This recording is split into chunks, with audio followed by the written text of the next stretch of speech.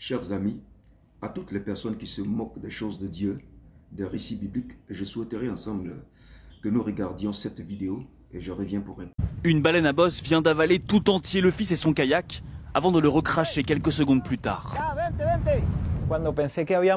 Au début, j'ai cru que j'étais mort, j'étais terrifié. Je me disais, je ne pouvais rien faire. Et quand je suis sorti de l'eau et que j'ai commencé à flotter, je craignais vraiment qu'il arrive quelque chose à mon père aussi et que je souffre d'hypothermie. Une fois recraché par la baleine, Adrian rejoint à la nage le kayak de son père. L'eau dépasse à peine les 10 degrés, il faut faire vite. Accroche-toi, calme-toi, calme-toi. Finalement, le père et le fils regagnent le rivage sain et sauf. Visiblement, la baleine n'a pas trop aimé le goût du kayak.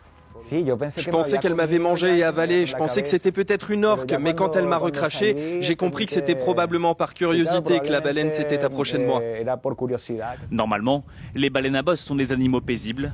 Leurs attaques sont rarissimes et souvent attribuées à de la simple curiosité. Alors, il s'agit d'un homme, un jeune homme avec son père qui partent à la pêche sur la mer. Et du coup, le jeune homme se fait avaler par un poisson. Je dis bien un poisson qui avale un homme. Non seulement ça, mais le poisson finit par le recracher. J'adore ça. N'est-ce pas là le récit de Jonas dans la Bible? N'est-ce pas le récit que la Bible nous raconte sur la vie de Jonas, dans le livre de Jonas, bien sûr? Beaucoup de personnes font la sourde oreille dans ce siècle-ci. Mais l'Éternel est obligé de créer ce genre d'événement pour vous faire comprendre. Pour vous faire comprendre la véracité des récits bibliques et de tout ce qui s'est passé. Pour vous amener à vous accrocher à la parole de l'Éternel.